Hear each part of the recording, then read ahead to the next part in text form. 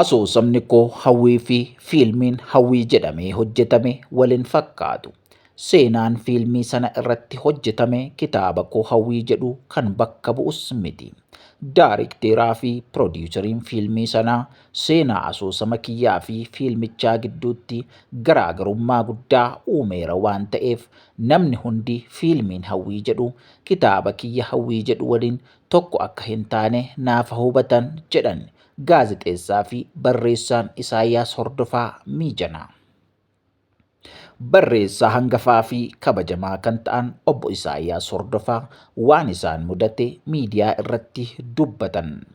Waggoota hedduu dura asoosama isaanii hawwii jedhu kan namoonni hedduun hawwii fi latii jedhanii waaman barreessuun jaallatamummaa guddaa kan argatan obbo Isaayyaas kitaabicha gara diraamaatti deebisuuf waggaa hedduus itti dhama'ani.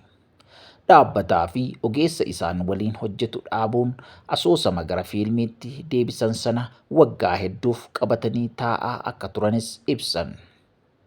Dhumarra karaa namootaatiin kan wal baran dhaabbanni tokko asoosama sana gara fiilmiitti deebisuuf mallatteessee isaan irraa fuudhees ture.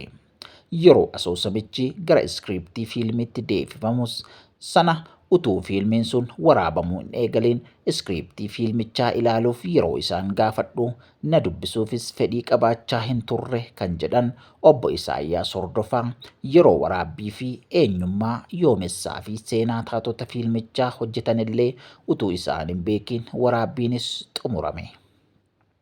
Ta'us sochii ispoonsara barbaaduu fi gargaarsa hojichaaf oolu mijeessuu keessatti qaamaan deemanii haala mijeessaa fi akka turanis ibsuun abbootiin qabeenyaa maqaan isaanii akka dha'amu hin barbaannellee yeroo deeggarsa maallaqaa fiilmichaaf jedhanii akkaawuntii dhuunfaa kiyyaatti galchan dhaabbata fiilmicha hojjechaa jiruufan dabarsaa tures jedhu.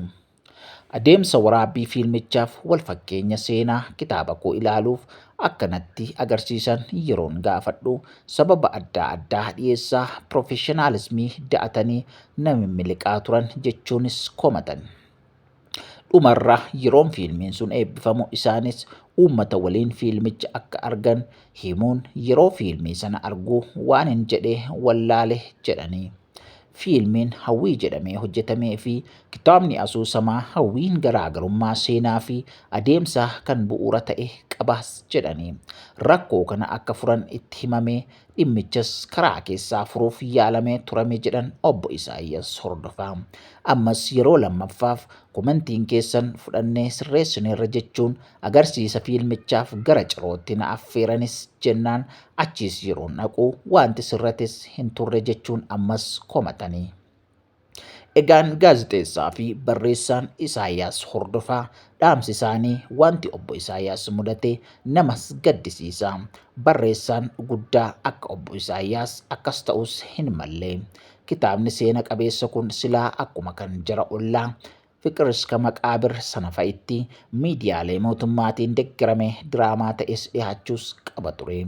Qaamoleen mootummaa fi miti mootummaa kan obbo Isaayyaas gargaaruu dandeessan waan danda'amuun kitaabni isaanii irra deebiin bifa diraamaa dheeraatiin hojjetamee TV irratti bifa bareedaadhaan akka tamsa'uuf utuu tumsitanii kan jedhu yaada kana qabnaa. Waaqayyo baraaf jireenya keessan haa eebbisu. Egaa yaada isaanii kan dhiyeessan gaazexeessaa fi barreessaan obbo Isaayyaas Hordofaa kaleessa karaa ETV Afaan Oromoo yookaan immoo karaa Gammadaa Shootiinidha jechuudha. Namoonni yaada sana bal'inaan ilaaluu barbaaddanis egaa viidiyoo sana irra deebi'aa ilaalaa isiniin jenna. Ammas wanti sirrachuu qabu hasirratu namni guddaan kun hojii isaan madaaluu fi kaayyoon isaanii fiixaan akka ba'uuf gamanumaan isiniif dhaamna. Namoonni deeggaruu dandeessan gama dandeessaniin isaan bira dhaabbattanii dhimma isaanii kana akka deeggartanis isiniif dhaamna. Kun gonfoo miidiyaa keessan kan isin yeroo hundumaa yaada garaagaraa fi wantoota haaraa ta'an irraa argattanidha. Subscribe, like, share gochuun nu tumsa. Gonfoo miidiyaan madda odeeffannoo, madda oduu haaraa fi dhugaa qabatamaa hawaasa keessa jirudha. Gaan Waaqayyo baraaf jireenya keessan haa eebbisu. Yeroo dansaa qabadhaa isiniin jennaa. Bara baraan eebbifamaa.